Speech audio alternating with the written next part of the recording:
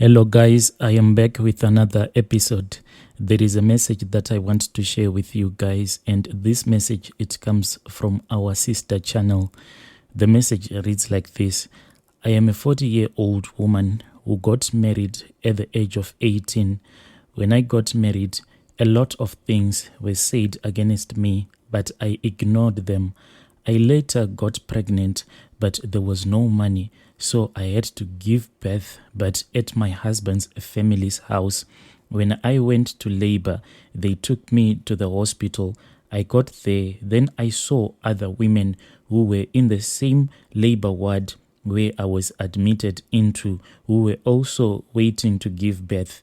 And I was placed in the same labor ward with them, even though we were in so much pain, because giving birth, it is really painful. So we kept on giving each other advice like, let us not constantly call upon the nurses, because if we keep on calling upon the nurses, they might end up not paying attention to us. Women who have given birth before, they can be a witness to my case. Most of the nurses that you will meet in the maternity ward, most of them, they are really rude. That is why we were scared to keep on calling upon these nurses, even though we were in so much pain, because if you keep on calling upon these nurses to come and check upon you, they can be rude towards you.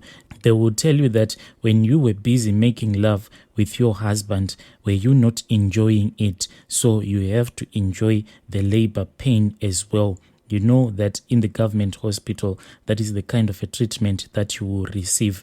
So me and the other women that I had met in that maternity ward, we kept on advising each other that no matter the pain, at least let us try to push through the pain. And when you feel that you can't take it anymore, that is when we will call upon the nurses so that they can come and help you with the deliverance of your baby.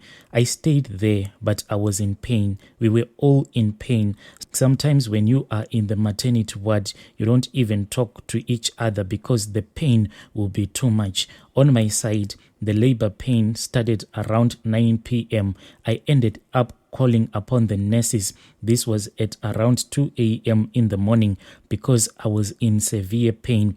I felt that my baby was getting ready to come. I was then taken into the labor ward by this other nurse. I found one lady who was already there in that waiting room. She was waiting to give birth, and I was relieved that at least I was not alone. Being in the hospital, it is totally different because you know that in this same building that you are in, there is another person who will be losing their own life. That thought really scared me. Now, when I was taken into the other labor room, when I saw that there was another woman who was there, at least I said, I am not alone.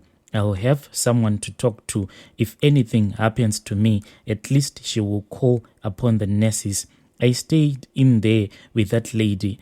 That is when a nurse came to check on us. She told me that the baby was 6 centimeters away. Then the other lady, she was on 9 centimeters. She told us to wait. The baby is not yet ready to come out yet.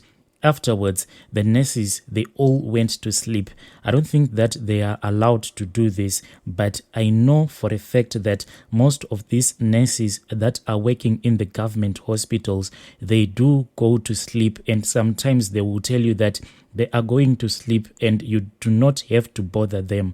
And if you try to wake them up, they will be so rude towards you. That is why a lot of women, they lose their babies whilst they are giving birth. The hospital was so quiet. It was really terrifying quiet. There was no sound, and it was just the two of us talking so that we can just pass the time and to distract us from focusing on the pain that we were feeling.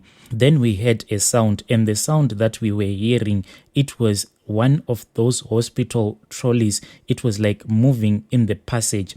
That trolley sounded as if it was coming into that ward where we were. It was one of those trolleys that the nurses used to carry medication when they want to give the medication to the patients. We even had footsteps in the hallway. And from the sound of the footsteps, it seemed as if that nurse, she was wearing high heels and she was walking towards the ward where we were admitted. Then a nurse entered into that ward, greeting us, asking us how we were feeling and things like that. She then checked on us and said to the other lady, "Your baby is really close. You need to hang on tight. We need to prepare you. Where is your bag?" She then started preparing for that other woman to give birth and advising her on what to do, when to push. The lady started pushing her baby out. The nurse was even putting more pressure on her stomach to help her with pushing. Then she gave birth to her baby girl. The nurse took the baby and placed her on her chest whilst she was wiping her, then took her to the other room, and I was left alone in that maternity ward, and came back and did the same to me. She told me everything that I was supposed to do. As she was helping me, she said, "Do not look at me." I was not supposed to look at her.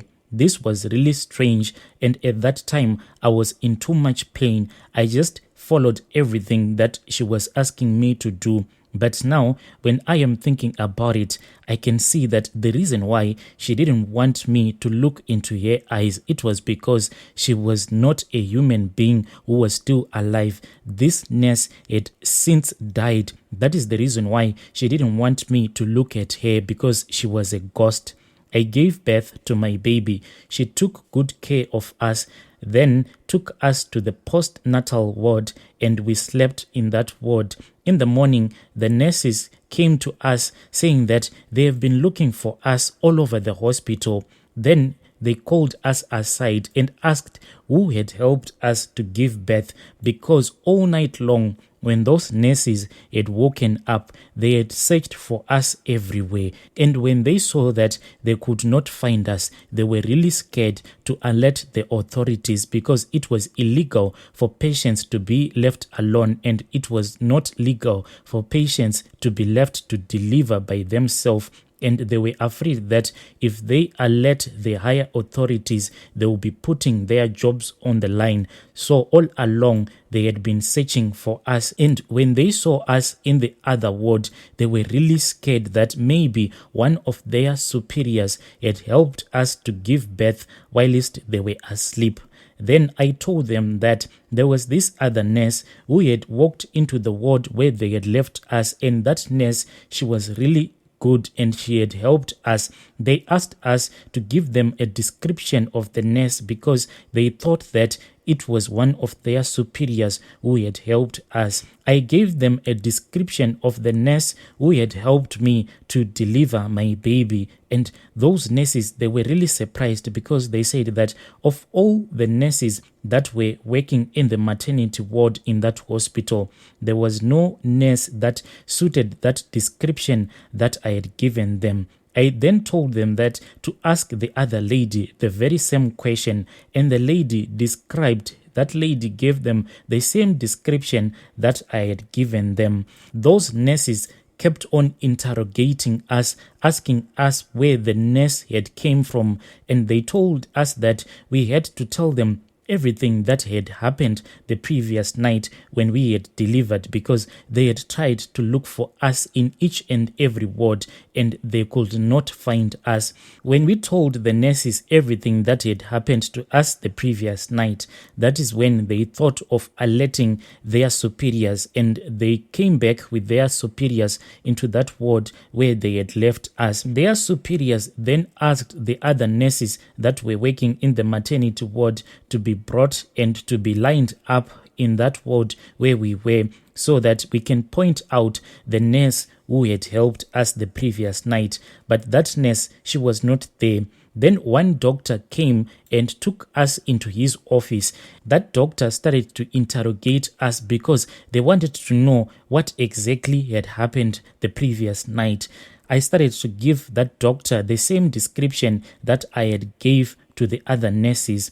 That doctor then showed us a picture, and when I looked at that picture, it was the same picture of the same lady who had helped us to deliver our babies. And I said, yes, this is the woman who helped us last night.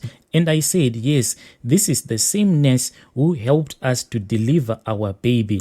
He then said, this woman died about 5 years ago in the hospital. We were all shocked. This meant that a ghost had helped us to deliver our baby. That ghost had helped us in everything, and she had taken good care of us. I always tell my son this story. He is all grown up now and he is so intelligent. I know that there are people out there who won't believe that this story happened to me, but this story actually happened to me.